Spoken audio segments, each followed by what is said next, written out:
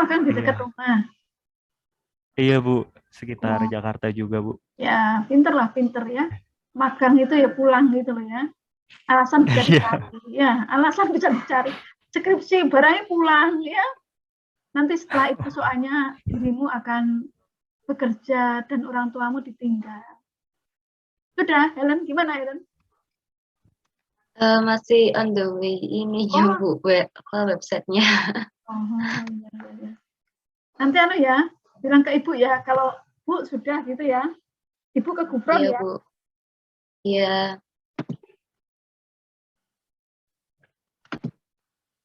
Nanti setelah apa? Oke, udah ibu terima anu proposalmu ya.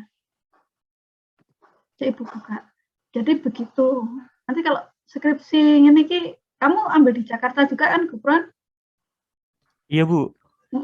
Eman-eman berpisah dengan orang tua. Karena ketika bekerja, apalagi terlebih menikah, ya, kamu akan sibuk dengan duniamu. Dan orang tuamu tetap menganggap dirimu itu anak kecil, ya. Sehingga apa? Kangennya itu sama, Nak. Seperti kamu itu cintanya, cinta yang tiada duanya. Maka orang tuamu itu ya wangen kalau enggak kamu telepon atau tidak kamu kunjungi, ya.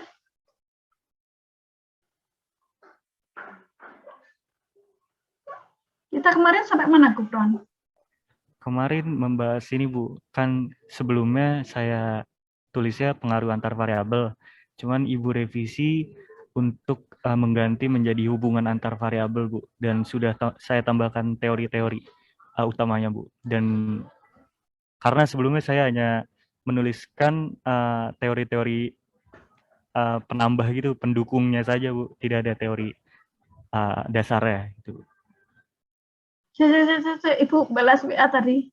Oh iya. Apa yang kau ngomong? Ya, balas WA dari dosen ini, teman-teman kolega dosen. Gimana? Iya, Gimana? Bu, nggak apa-apa, Bu. Jadi untuk yang terakhir kali bimbingan sama Ibu, Ibu ngasih revisi di bagian ini, Bu, pengaruh antar variabel. Ibu merevisi untuk menggantinya menjadi hubungan antar variabel, Bu. Dan di dalamnya itu tadinya itu saya hanya menuliskan, memasukkan di proposal itu hanya apa namanya, teori-teori pendukungnya saja, Bu. Tidak ada teori dasarnya yang bisa disambungkan gitu. Oke, Cuman kita sudah lihat ya. saya tambahkan, Bu. Hmm. Baik, Bu. Oke, kita lihat. Permisi Mana, Bu Helen? Sunat, sudah masuk, sudah saya cek juga Bu, sudah tersimpan. Oh, udah tersimpan. Oke, semoga lancar. Semoga kamu dikasih anu ya, apa jalan yang mudah oleh Allah, kecerdasan. Itu namanya hidayah. Hidayah, makanya yang diperlukan dalam hidup itu hidayah. Hidayah untuk menyelesaikan masalah. Ya enggak? Jadi Ya, kalau berdoa, Helen, ini ibu itu kalau menasihati itu menasihati ibu sendiri. Kalau ibu bilang, Helen, maka berdoa, doa yang pertama yang harus dilantunkan itu adalah minta hidayah. Bukan minta uang, bukan minta lulus, enggak. Minta hidayah. Hidayah itu petunjuk. Jadi kalau kita dapat petunjuk, mengerjakan skripsi, hidayah, berarti skripsinya cepat selesai enggak? Cepat, ya enggak? Oh, dapat hidayah. Ya. Makanya saya itu juga begitu. Semoga ya kita semua itu dapat hidayah. Mendoakan banyak orang supaya dapat hidayah. Hidayah itu akan memberikan apa? Jalan yang terang untuk pemecahan masalah. Karena setiap orang hidup itu ada masalah. Kalau ada orang nggak ada masalah, itu berarti gawat. Harus mati. Ya. Gak diuji ya. Wis gak diuji berarti kan wis lulus. Ya, lulus berarti kan wahai jiwa yang tenang, ya, kembalilah ke haribaanku kan ngono ta, Ellen? Ya enggak? Iya, Bu. Wahai jiwa yang tenang, ya enggak, Ellen? Iya. Ya wis gitu ya. Iya, Bu. Saya izin live ya, Bu. Terima kasih. Ya, silakan. Waalaikumsalam. Gufron, Ibu anu ya, sharing share screen ya, Nak? Iya, Bu, enggak apa-apa, Bu. Kamu lihat Kira-kira kamu sudah bisa melihat nggak? Sudah, Bu. Oke, di hubungan antar variabel.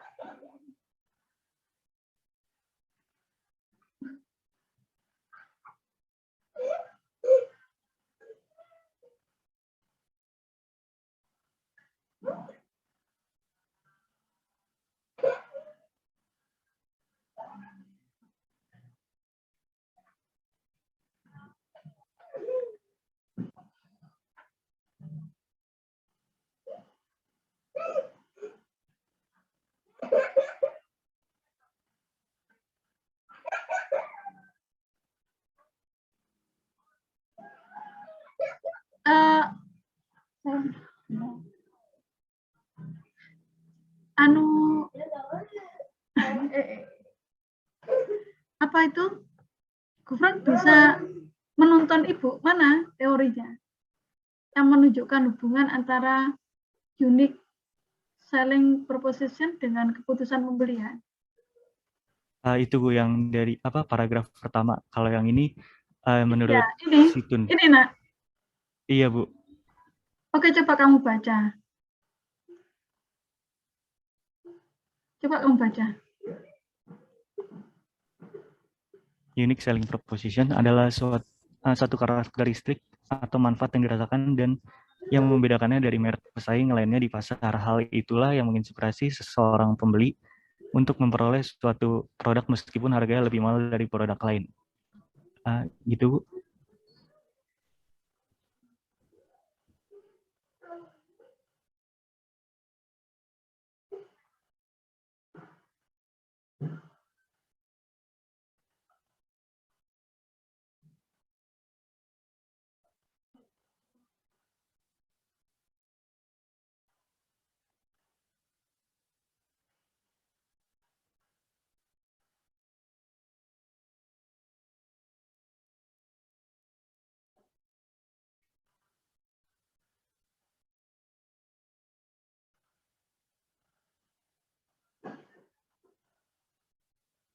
Ini apa ya?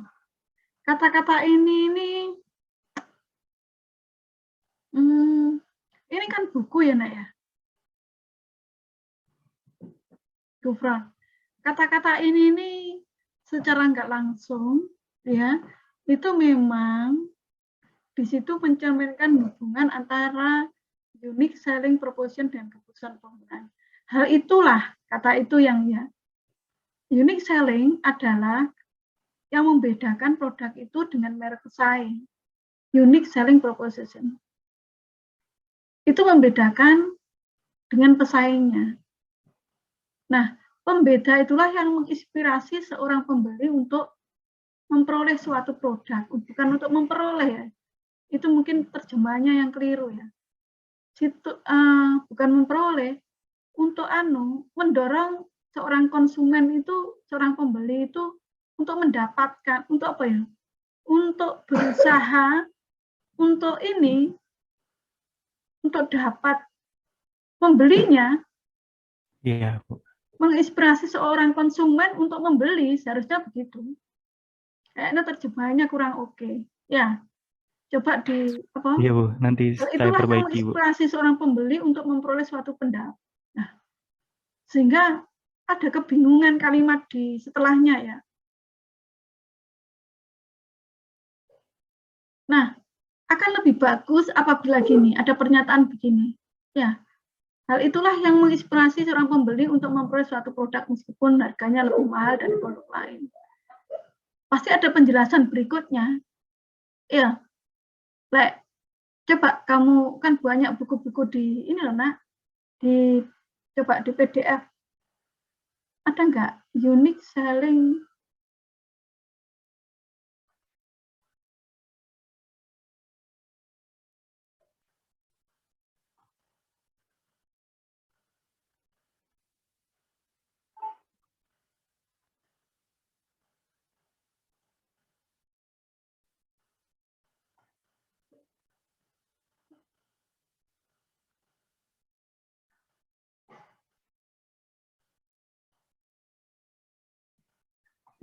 Maaf Ibu. Ya itu.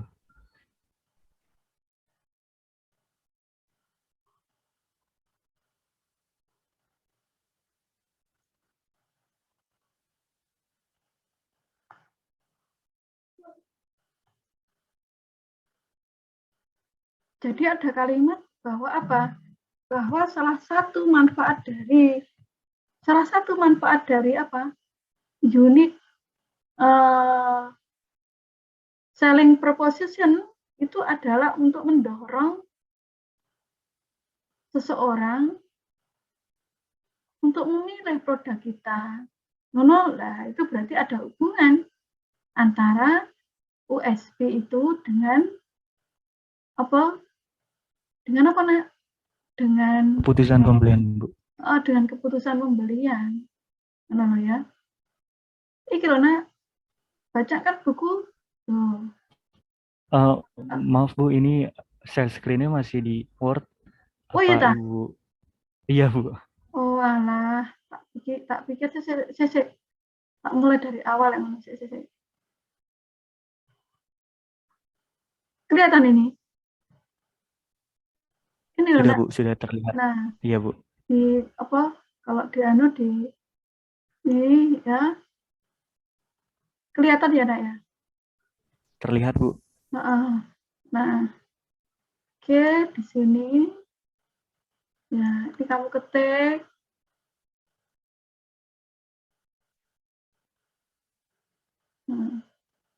Seharusnya ada ya, ini unique selling proposition ya. Baik Bu. Jadi ada teori bahwa apa, misalnya manfaat unik, misalnya ya, kan pasti ada definisi. Nah, itu tadi kan definisi yang dikau ini loh, Nak.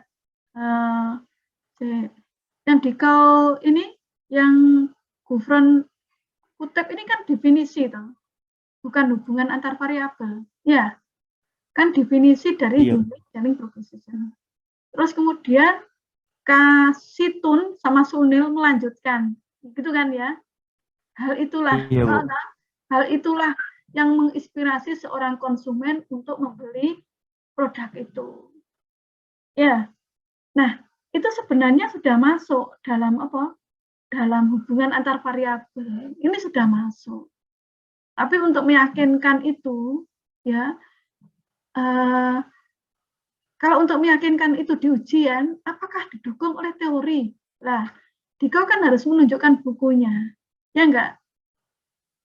Nah, akan lebih mantap, tidak sampai ngecek, dosennya di ujian itu enggak sampai ngecek apabila gini, manfaat unique selling proposition 1, 2, 3, 5 untuk mendorong konsumen melakukan keputusan pembelian. Menolak, beres sama lebih terpercaya toh, ya enggak? Oh, oke Bu.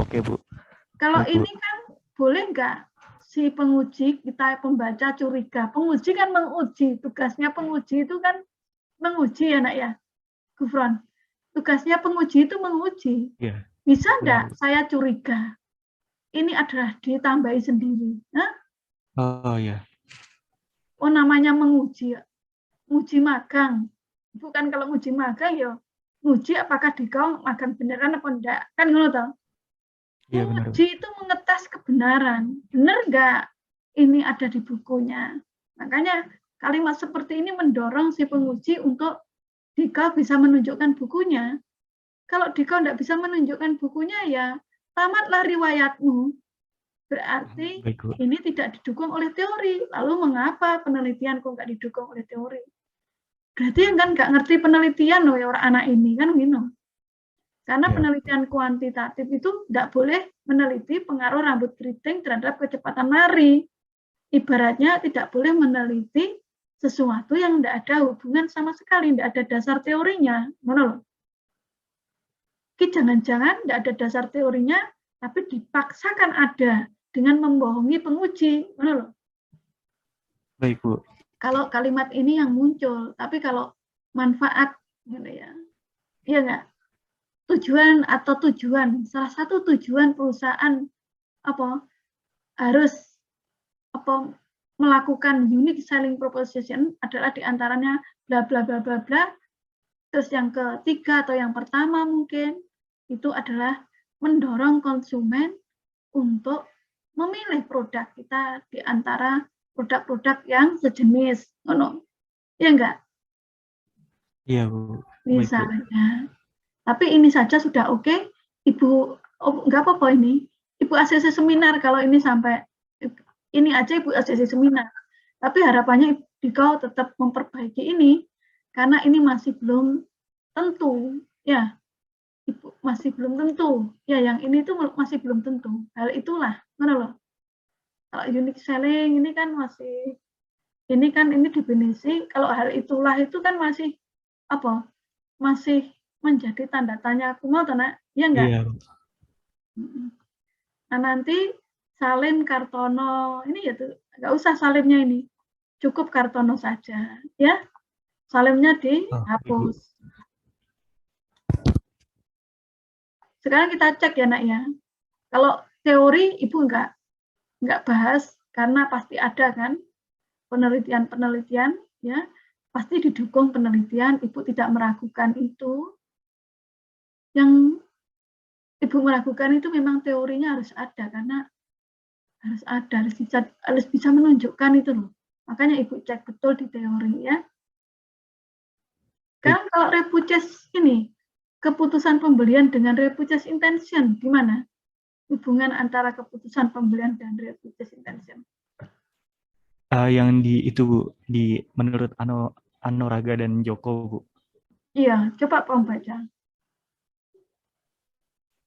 Anoraga dan Joko mendefinisikan repurchase intention sebagai proses pengambilan keputusan yang dilakukan konsumen setelah melakukan pembelian produk yang ditawarkan atau yang diperlakukan.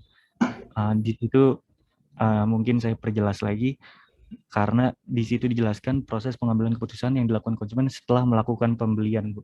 Berarti setelah melakukan pembelian itu kan terjadi keputusan pembelian sebelumnya gitu, Bu.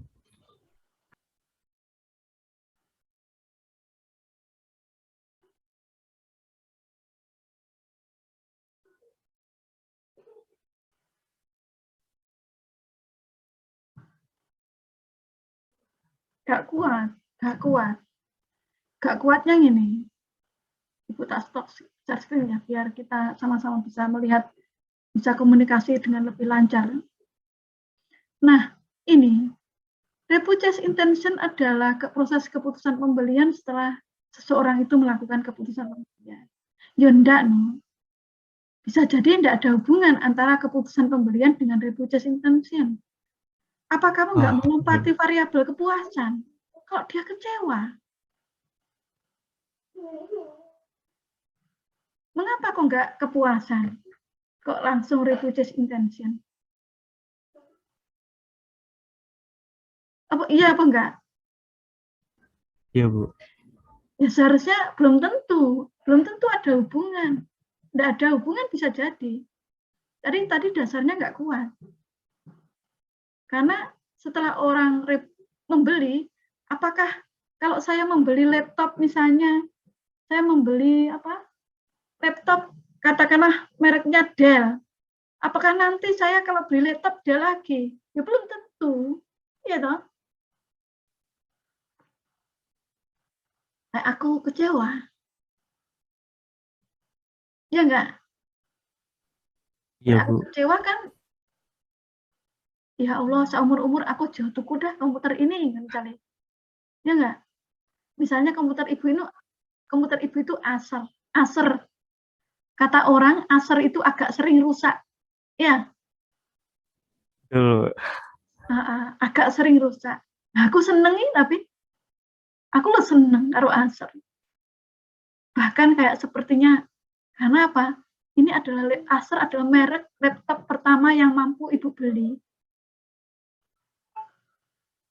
Maka ibu ingin mengenang saat-saat pertama ibu beli laptop. Kalau memiliki Acer, itu rasanya membayangkan menggunakan laptop. Ya Allah, senangnya ibu bisa beli Acer dulu. Ketika dari PC berubah jadi laptop. Keren kan? Ya enggak? Dari PC yang tidak bisa kemana-mana, ada laptop Acer. Ketika itu memiliki laptop itu seperti melayang-layang ke udara enggak? Senengnya itu loh. Seneng kan? Dosen memiliki laptop. Padahal yang lain itu laptopnya PC. Saya kira laptop PC warangnya. Sekarang kebalik ya. Laptop PC. Ya Allah, dulu itu 1 juta itu dapat laptop PC. Nah, sekarang dunia kebalik. Ya, PC-nya jadi mahal. Nah, pada saat itu, ibu kan kembali lagi. Berarti apa? Itu ibu karena senang tadi, ibu makanya repudious intention, ngono loh. Apa nggak senang dhisik to, Nak? Apa nggak puas sih? Ya, baru repudious intention. Atau mungkin trust dhisik, ya, setelah membeli, memiliki kepercayaan yang tinggi bahwa produk itu memang oke, percaya dah, aman. Kamu kan apa? Objekmu apa penelitianmu? Pengunjung coffee shop ya, Bu. Lah ya, nek coffee shop itu aman lah, gak koyo Jessica karo Mirna biyen. Trust, wis di situ pokoknya tempat yang oke. Percaya aku nek kono aman. Trusted dah. Ya. Oke, Bu. Nyaman dah, wis enak wis. Baru repudious intention. Nah, nek kono ya, terus kamu ngombe kopi terus langsung pingsan, dilarikan ke rumah sakit. Kira-kira kamu mau balik ke kopi itu enggak? Enggak, Bu. Enggak lah. Nah, itu loh, Nak. Jadi apa enggak, kayaknya enggak ada hubungan dah. Iso kan ngomong ngono? Jadi dari definisi itu bukan berarti definisi itu ya definisi. Nah, Dikau tadi punya kebiasaan menarik definisi itu menjadi hubungan antar variabel. Kayak mau, kayak sing pertama mau loh, Gufran, Iya, Bu. Jadi dari definisi itu sudah kamu simpulkan. Definisi ya definisi. Ya, bukan bukan ini, bukan definisi itu ya definisi. Ya, sebatas definisi. Hubungan antar variabel itu ada pernyataan yang yang bisa menaungi dua variabel itu, menunjukkan bahwa A dan B itu punya hubungan. A dan B itu adalah punya hubungan. Ya, gitu loh ya. Baik, Bu. Oke, kamu perbaiki dulu ya. Kamu rasanya bisa kok memperbaiki ini, karena kamu udah ngerti kan yang Ibu maksud? Kamu cari iya, seminar Bu. Ya. Waktu seminar ya, Pak? Maaf, Bu. Kenapa, Bu? Kamu golek sambil memperbaiki, golek waktu seminar biar cepat. Oh iya, Bu. Kamu Baik, bisa Bu. menangkap kan penjelasan Ibu? Saya aja seminar Iya, Bu. Kamu harus menunjukkan dulu hubungan antar variabel deh. Engko kadung seminar Iya. Kadung seminar variabelmu beda ngono lak ya. Engko tambah angel. Soalnya gini, kadung masuk nek nggone CV ya, dinilai dengan seminar itu ternyata variabelnya berbeda, itu nggak bisa. Tapi kalau sebelum seminar, judul ganti nggak apa-apa. Oke, baik, Bu. Baik. Jangan seminar dulu dah. Karena judulnya ini, Gufron, bisa ganti ke kepuasan gitu ya. Ya, baik, Bu. Atau Ibu, tadi saya juga mau nanya, apakah variabel yang repudious intention diganti saja atau ditambah apa namanya, Bu? Kayak variabel utamanya ini dan bawahnya itu ada banyak lagi gitu, Bu? Enggak usah. Skripsi ini mari variabelnya enggak usah kakek. Pokoknya skripsi ini mari. Oke, Bu. Gufron, sempurna itu penting. Ini ya prinsipnya. Kalau ada sesuatu yang sempurna tapi sulit, mudah tapi bisa diselesaikan, sempurna tapi tidak bisa kamu gapai, mudah kamu selesaikan, pilihlah yang mudah dan mudah kamu selesaikan. Segala sesuatu itu pilih yang mudah. Nanti kalau kamu jadi manajer juga begitu. Pilih kebijakan, target itu yang mudah digapai. Jangan yang sempurna. Kalau yang sempurna nanti kamu stres, anak buahmu stres. perusahaan stres. Ya nggak kira-kira? Betul, Bu. Akhirnya apa? Semua akhirnya resign. Ujung-ujungnya apa? Resign. Nah, resign berarti perusahaan menanggung biaya besar. Orang yang sudah dilatih resign. Kira-kira kinerja perusahaan ini terganggu nggak? Terganggu, Bu. Terganggu nek akeh wong resign. Tak bangkrut nona. Orang-orang yang diandalkan resign, ya enggak? Mengapa kok resign? Orang-orang kok resign? Kenapa? Ya gajinya tinggi, stres. Memangnya yang bikin bahagia itu uang. Ya uang itu ya hanya salah satu elemen kecil. Apa yang membuat orang itu bersemangat dalam pekerjaannya? Ya semangatnya dia sendiri, ya enggak? Semangatnya dia hancur karena stres. Ngono loh. Jadi apa? Pilihlah yang mudah, yang bisa membuat bikinmu semangat. Mudah digapai, mudah selesai, mudah melanjutkan hidup. Jadi apa? Hindari bikin choice menambah variabel. Mengurangi boleh, menambah tidak boleh. Itu bimbingan Ibu. Ya, kalau bimbingan orang lain menambah, ya sudahlah, biarlah. Orang kan masing-masing, enggak dosa aja loh. Ya enggak? Kalau Ibu memilih yang bisa dikerjakan, bisa selesai secepat mungkin. Itu ya. Kalau ingin 3 variabel, jangan repuces. Kalau 3 variabel ya. Kepuasan ya, Bu? Iya, kepuasan. Nah, setelah kepuasan, repuces itu lah. Ini logis, secara logika itu masuk. Dipertahankan. Kalau logis, nah, dipertahankan di ujian itu loh. Pena ngomongnya itu enggak AIU. Coba kalau ditanya oleh dosen. Loh mas, ini ada variabel sih mbok lompati no mas. Kepuasan. Loh, kamu kok nggak teliti kepuasan? Ini kan melompati, ya enggak? Logikanya bagaimana? Logika apa? Karena beli itu saya merasa enak, terus beli lagi. Nah, iya kan? Kamu merasa enak kan? Berarti variabelmu yang kamu pasang itu salah. Ngono loh. Lu tambah rekoso.